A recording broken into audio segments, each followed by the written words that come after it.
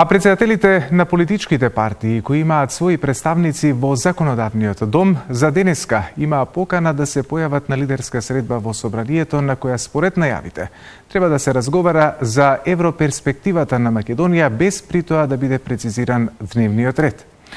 Албанската опозицијска партија Алијанса за албанците претходно го најави своето присуство, но со очекување да биде прифатено незиното барање за јазикот, односно формулацијата 20% да биде заменета со албански јазик. Истото барање го имаше и Беса, но до последно беше неизвестно дали ќе присуствуваат на средбата. Христијан Мицкоски пак беше дециден, ќе учествува на лидерската и подготвен е да даде поддршка на земјава на патот кон Европската Унија, но посочи дека за тоа неопходни се гаранции дека ова ќе биде последното барање на Бугарија и последната кочница на нашиот евроинтегративен пат. Од левица пак на став дека нема за што да се договараат и дека нема да учествуваат на денешната средба во собрание. Дел од лидерите на политичките партии дадоа изјави пред почетокот на средбата која ја следи колешката Далиборка Цветановска-Дамјанска. Далиборка, дали веќе започна најавената лидерска и кој се зема учество на денешната средба? Во секој момент треба да почне лидерската овде во собранието, Александар, како што кажа и ти, до последен момент се тактизираше околу присуството на председателот на ВМРО ДПМН и Христијан Мицкоски, кој одлучи сепак да дојде и да разговара, како што рече и самиот, исклучиво за енергетската криза и за проблемите на граѓаните. Меѓутоа, тој денеска ги одбегна новинарските камери, влезе од посебен влез, не даде изјава. Претходните денови изјавуваше дека нема да сака да разговара за уставните измени. Сепак се чини дека токму тоа ќе биде главната тема на денешнава средба. Тоа ни го потврди председателите на помалите парламентарни партии кои што единствени сакаат да дадат изјава за медиумите пред почетокот на средбата. Тие дојдоа и со своји барања, барем дел од нив, така што предлагам да ги чуеме Маја Морачанин и Павле Трајанов првин. Не очекувам дека денес ќе се постигне договор, имајќи ги предвид најавите, изјавите од опозицијата дека тие се уште против, односно бараат некои дополнителни гаранции за промена на уставот, но е добро да разговараме заеднички, бидејќи тоа е најдобриот начин за вакви стратешки прашања кои што се од стратешка важност и за државата и за граѓаните, да има еден широк консензус и сите да дадат позитивен придонес во овие настани. Се разбира дека ќе има и други прашања околу бугарите, бидејќи тоа најверојатно ќе биде централна тема. Значи немам ништо против бугарите да бидат дел од уставот, но само на реципрочна основа.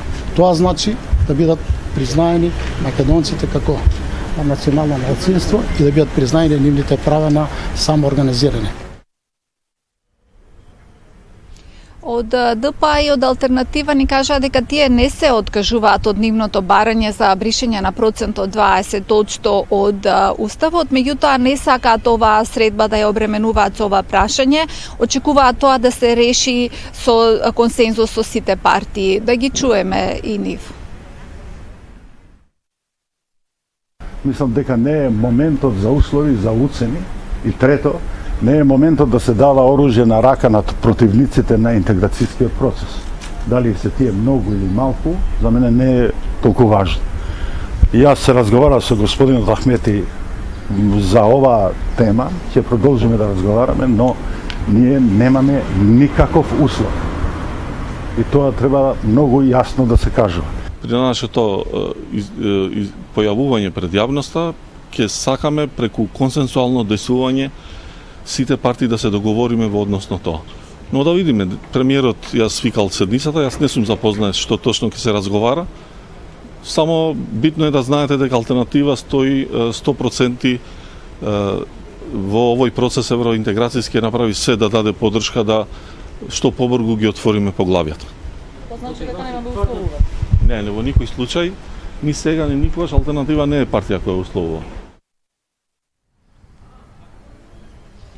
Председателот на БЕСА во последен момент ја одби поканата за присуство на оваа средба, рече дека средбата е всушност саботажа на нивната покана за средба на лидерите на партиите на албанците, која што преминатата недела ја доставија, а всушност сите ја одбија, и кажа дека и оваа средба е и алиби за ДУИ да бидат изземени од одговорност за политичките процеси. Исто така најава дека ќе отсуствува од средбата имаше и Димитар Пасиев од Левица, меѓутоа него го забележавме како денеска влезе во собранието, предпоставуваме дека нема да влезе на средбата, но тоа ќе го дознаеме подоцна, откако ќе влеземе да ги снимиме присутните на оваа лидерска средба. Ние ќе останеме и понатаму овде за неколку часа по средбата се најавени и изјави од кои ќе дознаеме за што всушност и дали воопшто е постигнат договор за некое прашање.